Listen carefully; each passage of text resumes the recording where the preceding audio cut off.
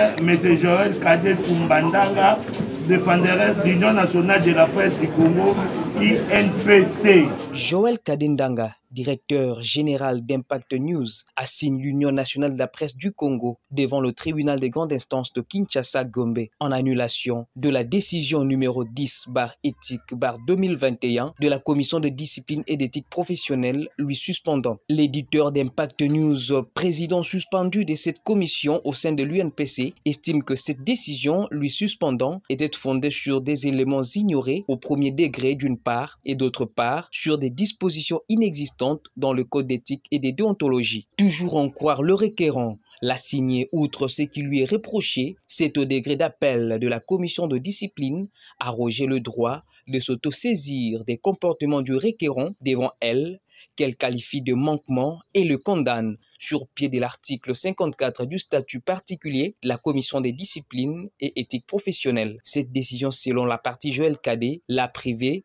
du double degré de juridiction. À l'audience de ce mercredi 15 septembre devant le tribunal des grandes instances de Kinshasa-Gombe, un débat houleux s'engage entre les parties pour la possibilité ou non de plaider l'affaire. Pour les avocats de l'éditeur-directeur du journal Impact News, Joël Kadé, l'affaire est en état de recevoir plaidoirie car il ne s'agit rien que des mesures provisoires et qui se plaident à la première audience, comme ils l'ont bien souligné dans l'exploit. Tel n'est pas le cas pour l'Union nationale de la presse du Congo, UNPC. Son conseil demande au tribunal de renvoyer l'affaire à une date ultérieure au motif que la décision dont fait allusion la partie demanderesse et qui constitue même la pièce maîtresse selon l'UNPC ne lui a pas été communiquée. Un moyen inopérant à en croire Joël Kadendanga qui fait savoir au tribunal par ses conseils que les mesures conservatoires n'est qu'un incident de procédure et ça se plaide dès la première audience sans communication des pièces, ce qui suscite un vif débat entre les parties. La pièce devant faire l'objet du débat de droit séjour n'a pas été jointe, ne nous a pas été communiquée, pour nous mettre en condition de réserver notre position de défense. Il plaira à votre tribunal de renvoyer à une audience utile pour que cette pièce nous soit communiquée et que nos moyens de défense soient communiqués. Quand vous lisez l'assignation, il a été indiqué que nous plaiderons juste sur les mesures conservatoires. Je serais surpris d'entendre aujourd'hui qu'on peut communiquer ces mesures conservatoires. Ce sont des mesures qui se plaident sans communication de moyens. Au moins qu'on soit à l'église où on pouvait dire amen. Pour ce débat, l'organe de la loi s'arrange du côté du requérant Joël Kadendanga et sollicite du tribunal de retenir l'affaire pour inviter les parties à ne plaider rien que sur les mesures provisoires. Monsieur le Président, comme nous avons dit et comme c'était déjà annoncé, alors qu'il s'agit de mesures provisoires, il se plaide qu'à la première audience et que les parties développent le moyen séance tenante, vous allez retenir l'affaire pour demander aux parties de présenter les moyens de défense. Le tribunal étant souverain opine de la même manière et invite les parties à présenter leurs moyens. Chose étonnante, l'avocat qui a comparu pour le compte de l'UNPC n'a plus comparu. Est-ce une poudre d'escampette ou une stratégie de l'UNPC? Le tribunal continue sa procédure et accorde la parole aux demandeurs pour la plaidoirie. Oui, mais la cause était retenue pour plaidoirie, n'est-ce pas? Oui.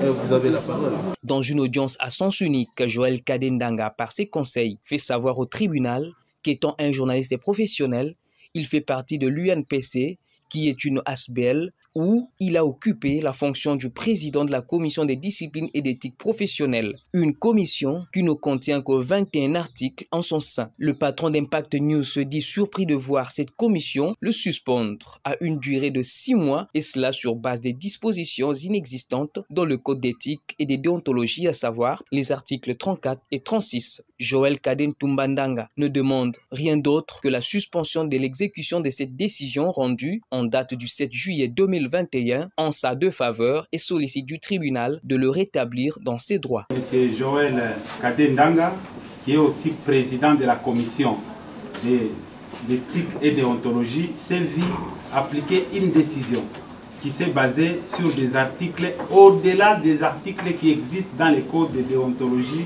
et éthique professionnelle. C'est de la sorte qu'il vient par devant votre tribunal solliciter l'annulation de cette décision alors que cela sera fait au fond. Et il vous demande d'ores et déjà d'abord de suspendre l'exécution de cette décision qu'il a suspendue pour 6 mois, que vous les suspendez et que, en entendant les fonds, pour que vous puissiez arriver à les départager, parce que lui considère cette décision comme étant une œuvre non consommable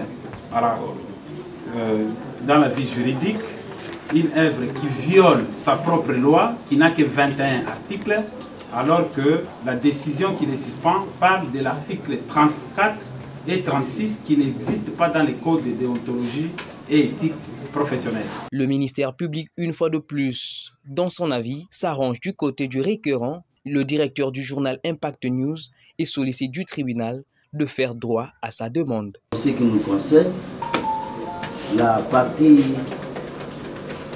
des fonds d'RS n'ayant pas comparu, les frais d'instance consignés, et comme il s'agit d'une mesure provisoire, vous allez faire droit à cette requête. Après avoir entendu les requérants et l'organe de la loi, le tribunal de grande instance de Kinshasa-Gombe clôt le débat et décide de prendre l'affaire en délibéré pour se prononcer au plus tard le 6 octobre prochain. Qui a tort, qui a raison, l'avenir nous en dira plus.